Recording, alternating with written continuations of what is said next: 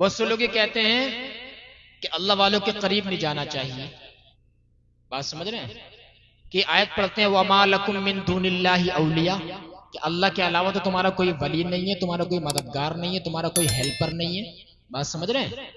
تو آپ پھر کیسے کہتے ہیں غوث اعظم ہمارے ولی، غریب نواز ہمارے ولی، صابر پاک ہمارے ولی، اعلیٰ حضرت ہمارے ولی، مفتی اعظم ہمارے ولی، تاج الشریعت ہمارے ولی، بابا فرید ہمارے ولی، پھر آپ کیسے کہتے ہیں؟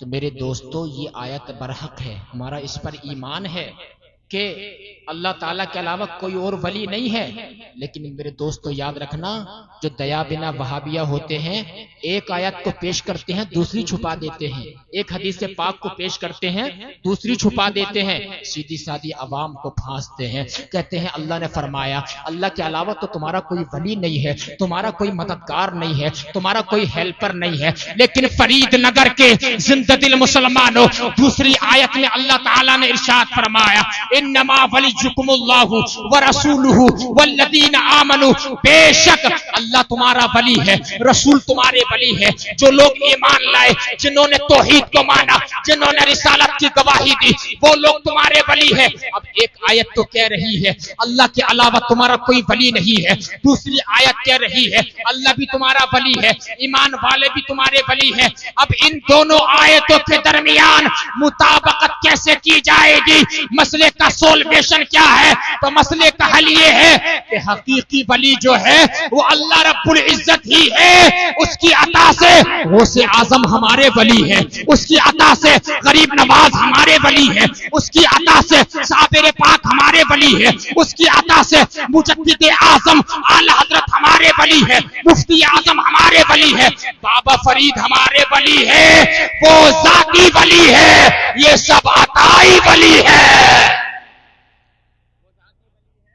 یہ سب کیا زور سے بولو ذرا، عطائی ولی ہیں. اس لیے ان سے محبت کرنا چاہیے، ان کے قریب ہونا چاہیے، سبحان اللہ، پیار کرنا چاہیے. بہرحال میں بتانا چاہتا ہوں شب برات کے موقع پہ تم نے محفل سجائی ہے فرید نگر کے زندہ دل مسلمانوں، اللہ والے کے آستانے کے بالکل تم قریب میں بیٹھے ہو، یہ کتنی بڑی سعادت کی بات ہے. ان سے محبت کرنا چاہیے. ان کے بارے میں تو آیا ہے ہم القوم لا یشقی بہم جلیسہم، جو ان سے محبت کرتا ہے وہ دنیا میں بھی سمجھ لو بے آسرا نہیں رہتا ہے، اور کل قیامت کے دن میں جو ان سے محبت کرے گا اس کا بیڑا پار ہو جائے گا. بولو محبت سے سبحان اللہ. اس کے زندگی میں انقلاب آ جائے گا، آخرت اس کی سرسبز و شاداب ہو جائے گی.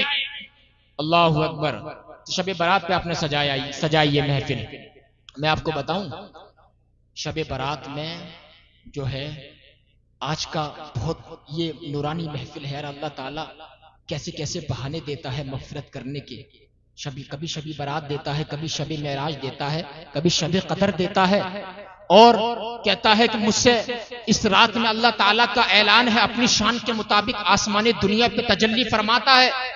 اللہ اکبر. اندازہ لگائیے، اللہ فرماتا ہے کوئی ایسا میرا بندہ جو مجھ سے، جس کے پاس کوئی اولاد نہیں ہے، وہ مجھ سے اولاد مانگے تو میں اسے اولاد دے دوں. بولو محبت سے سبحان اللہ.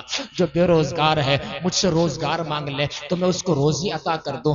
ہے کوئی ایسا جو بیمار ہے مجھ سے صحت مانگ لے میں اس کو صحت عطا کر دوں. میرے بھائیو یہ اعلان صبح صبح صادق تک ہوتا رہے گا. لیکن ذرا دیکھو ہمیں مانگنے کا ڈھنگ بھی نہیں آتا ہے، ہمیں مانگنے کا ڈھب بھی نہیں آتا ہے. میرے بھائیو کیسے آپ پوچھنا چاہتے ہیں؟ ہم تو کہتے ہیں یا اللہ اگر تو چاہے تو مجھے یہ دے دے، اگر تو چاہے تو مجھے یہ دے دے.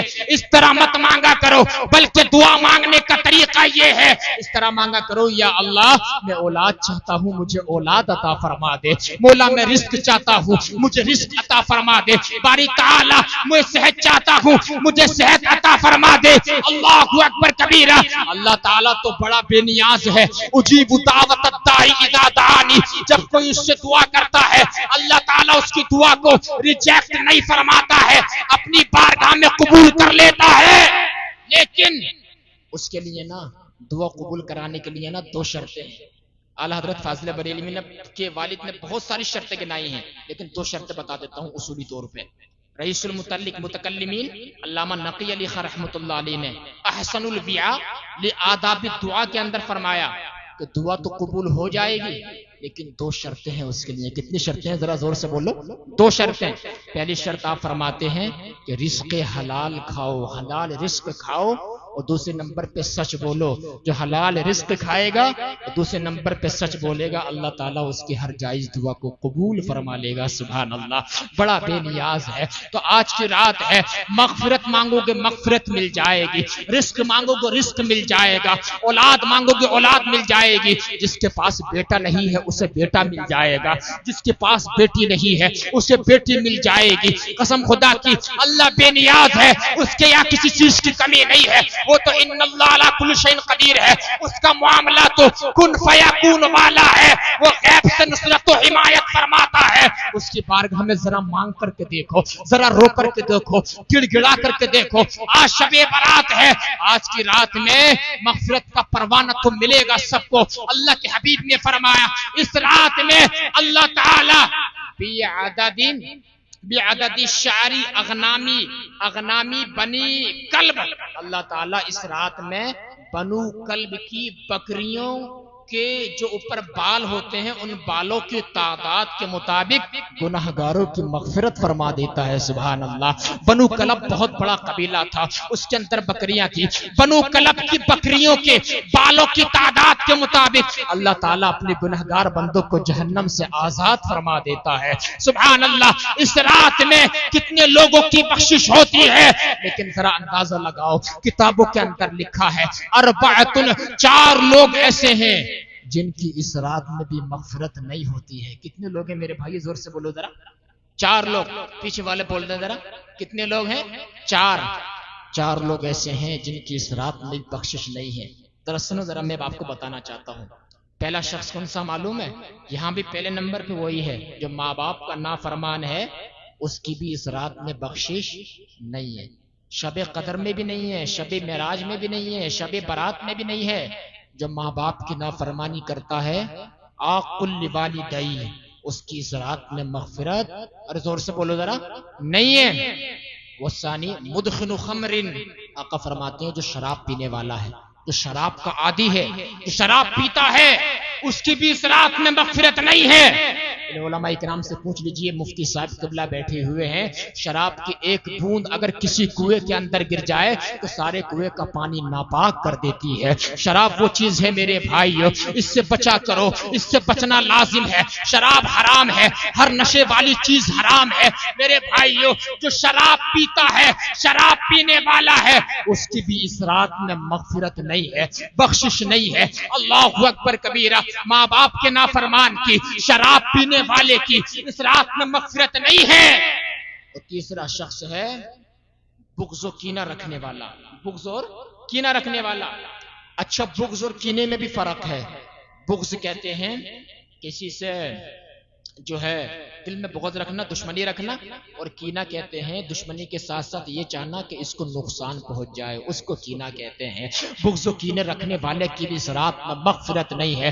اور چوتھا کون سا شخص ہے, ذرا غور کرنا فرید نگر کے زندہ دل مسلمانوں, میری بات کو اپنے دل کی تختی پہ لوٹ کر کے لے جانا. چوتھا شخص وہ ہے جس کی شب برات میں, اتنی مبارک رات میں اللہ کی رحمتوں کا نزول ہو رہا ہے.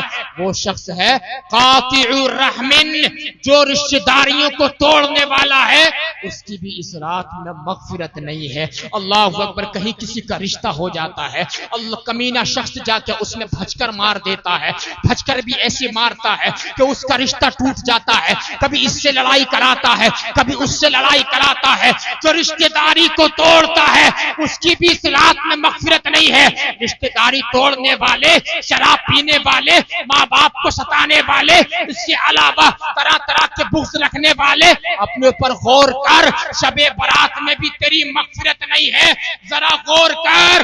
اللہ اکبر کبیرہ. پتہ تیرا ٹھکانہ کیا ہوگا, تیرا نتیجہ کیا ہوگا, تیرا انجام کیا ہوگا. لیکن ذرا دیکھو اللہ تعالیٰ بڑا رحیم و کریم ہے, نبی بڑے رؤوف الرحیم ہے. آقا نے فرمایا ان 4 لوگوں کی شب برات میں نجات نہیں ہے, لیکن اگر یہ 4 لوگ بھی سچے دل سے توبہ کر لے تو اللہ تعالیٰ ان کی بھی مغفرت فرما دے گا.